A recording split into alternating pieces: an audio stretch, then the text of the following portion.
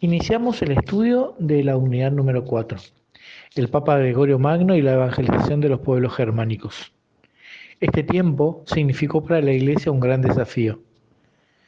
Después de un siglo y medio de evangelización pacífica y en libertad, gracias a la promulgación del Edicto de Milán, la Iglesia ve surgir en la geografía y en la historia de ese tiempo el avance de pueblos invasores, ¿sí?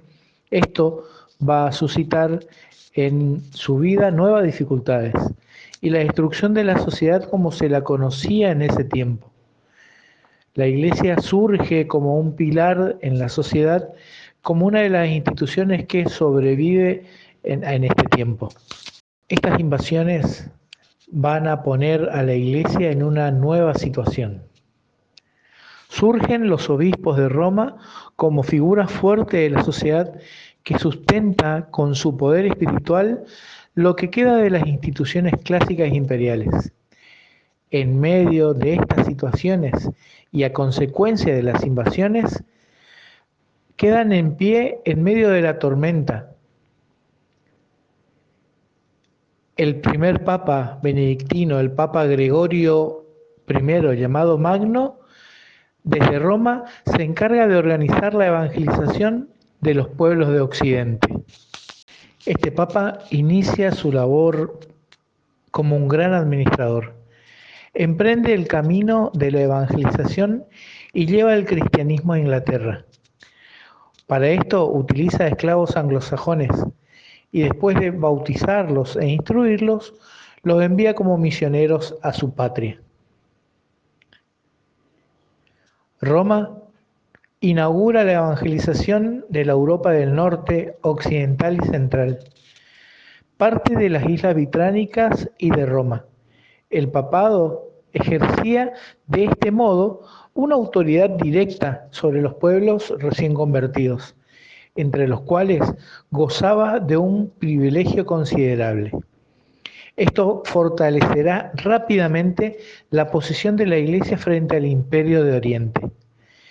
El Papa en este tiempo va a escribir la regla pastoral, que va a delinear los principios de la misión y va a definir el perfil del pastor misionero. Esta obra se va a constituir en un verdadero manual para la formación de los agentes de evangelización. En el cuadro que vemos a continuación podremos observar qué pueblo fue el que invadió al Imperio Romano y cuál fue su situación religiosa en el momento de la invasión. Es decir, que estos pueblos ya fueron evangelizados, ¿sí? Y podremos ver la particularidad que la mayoría de los misioneros eran partidarios de la doctrina arriana, ¿sí? Seguidores de la doctrina de Arrio, una de las primeras controversias que generó cisma dentro de la Iglesia.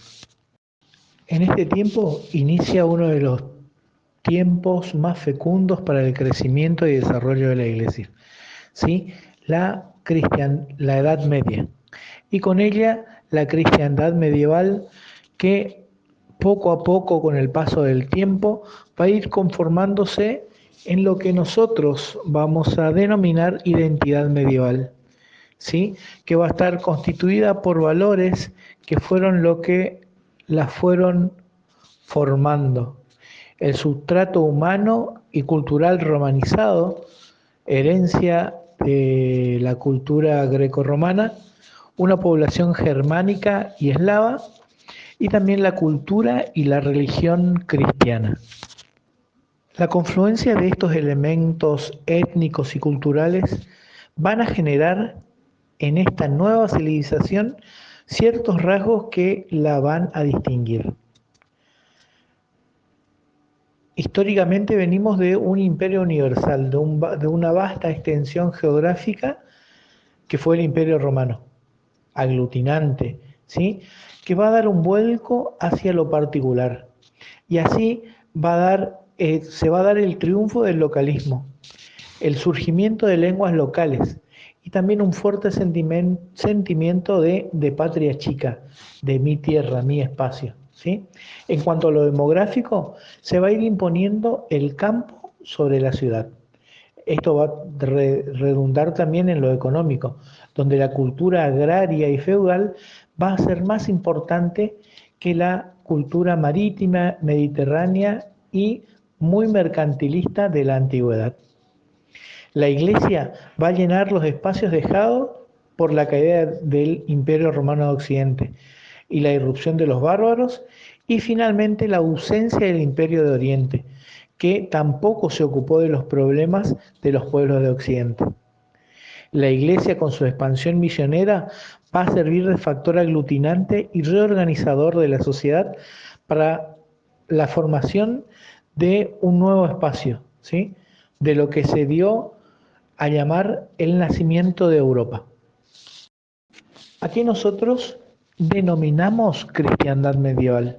Vamos a darle ese nombre al proceso histórico que se dio en la Europa que nace, ¿sí?, en la Europa occidental, sobre todo en el norte y en la parte céntrica, durante los siglos V y XV, y que va a configurar una sociedad cristiana en todas sus expresiones, ¿sí?, en toda su costumbre y en toda su cultura del hombre de la época.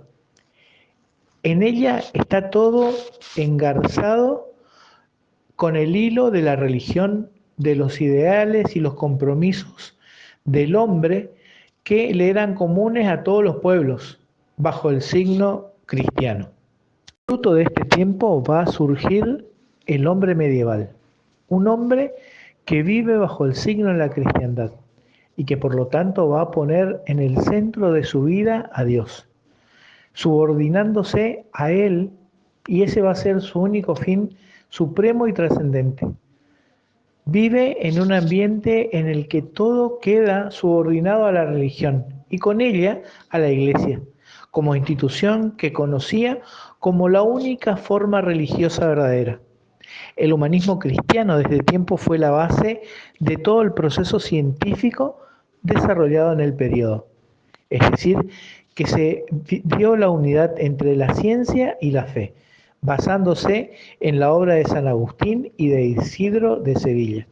Vivimos en este tiempo un tiempo teocéntrico, es decir, donde el centro es Dios.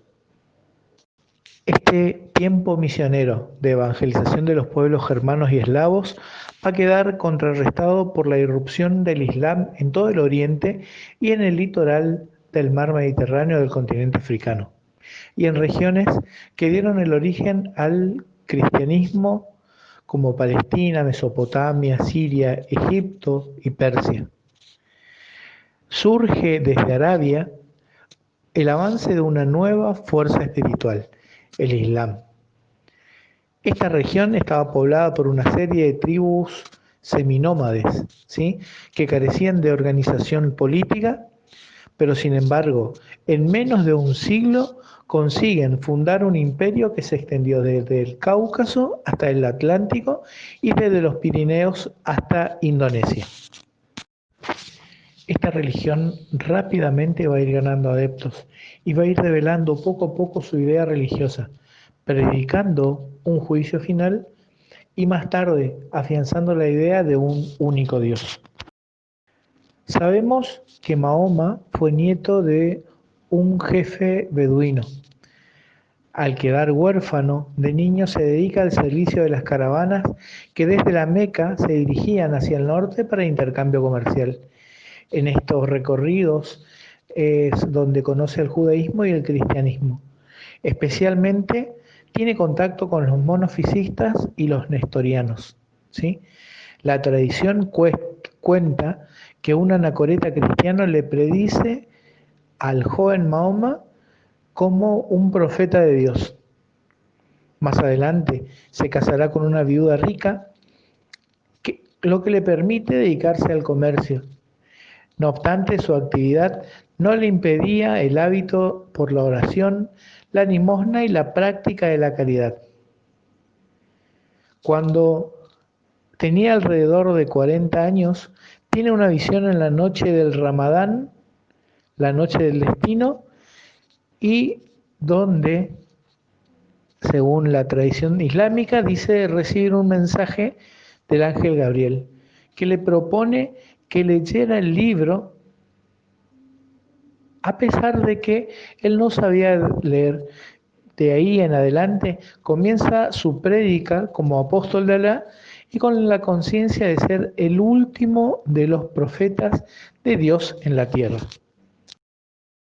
Mahoma va desarrollando su programa religioso. Al principio habla de reformar las costumbres, insistiendo siempre en hacer caridad con los pobres, los huérfanos y las viudas. Hacía referencia a un Dios genérico, ¿sí?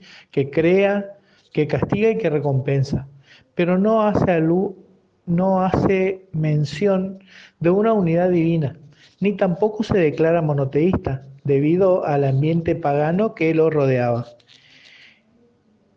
Va ganando adeptos y a partir del 610 comienza a predicar en la Meca. Es abucheado por la aristocracia que lo tacha de revolucionario. Ahí Mahoma se rodea de los más pobres, ¿sí? Y acusa a los ricos de cometer crímenes porque no creían en Alá ni alimentaban al pobre. Utilizaba con frecuencia frases y párrafos del Antiguo Testamento y del Nuevo Testamento, episodios de la vida de Abraham, de Moisés, de Aarón, David, de la Virgen María, de Jesucristo y los apóstoles. Pero se separa del cristianismo al considerarse él el último profeta de Dios, ¿sí? Como enviado para ser revelado totalmente. Él mismo se consideraba como la reencarnación del profeta de la verdad. En el año 622 va a comenzar la Égira, es decir, la era musulmana. Ese fue su año de huida a Medina, con un grupo de sus seguidores más cercanos, con quienes consolida su primera comunidad. Pasa de la defensiva a la ofensiva y poco a poco se va adueñando de gran parte de Arabia. Comienza a establecer una organización fuerte de culto, ¿sí? Según las necesidades de su pueblo. Se formó el Código Islámico, que era el que legislaba todo lo concerniente a la vida personal, religiosa, política y judicial de los musulmanes. Eran como unos mandamientos donde se encontraban plegarias, ayunos, prescripciones sobre alimentos, aprobaciones del matrimonio poligámico, concubinatos, etc. Las ideas del islamismo se fundamentaban en la fe en un único Dios que es Alá, en Mahoma, que es el profeta de Alá, y en el juicio que Alá va a hacer premiando o castigando según el merecimiento de la persona, ¿sí? También establece como deberes religiosos y morales para el musulmán la profesión de fe, el ayuno del mes de Ramadán, la oración 5 veces al día y la beneficencia a favor de los pobres, acompañado de la peregrinación a la Meca por lo menos una vez en la vida. De esta forma, Mahoma crea una religión militarista, la doctrina de la yihad, que debía imponerse más por la fuerza que por la convicción. No se le pedía a la persona una conversión interior. Bastaba con decir Alá es el único Dios y Mahoma es su profeta para que adhiera a esta fe y esto le garantice la seguridad personal y las ventajas frente a otros que no lo eran, ¿sí? Como el caso de cristianos quienes quedaron en inferioridad de condiciones. Vemos así cómo la aparición del Islam en la historia universal desde el siglo VII se convierte en un acontecimiento trascendental e importante para la vida de la Iglesia. Los efectos que tiene sobre los destinos de esta fueron desde el principio de gran gravedad. Mahoma muere en el año 632. Su dominio no alcanzaba la totalidad de Arabia. Solo después de su muerte, sus adeptos irrumpen en el mundo antiguo, es decir, salen de Arabia y las cualidades guerreras y políticas de los primeros califas y la idea de la Guerra Santa van a actuar como elementos motores en la formación de un gran imperio árabe y van a obtener no solo triunfos militares, sino también el beneplácito de muchos cristianos que veían en el Islam una fuerza religiosa más simple que la cristiana. Y es así que invaden Damasco en el 635 y toda Siria al año siguiente, Jerusalén en el 638 y comienzan a penetrar en Persia en el mismo año, ¿sí? Proceso que finaliza en el 642. Así es así que invaden Armenia y también comienza la conquista del oeste. Cae Alejandría, Trípoli, la isla de Chipre, toman Cartago y tiempo después pasan el peñón de Gibraltar y así se introducen en España. En el año 711 se da la primera victoria en España cristiana, ¿sí? Y en el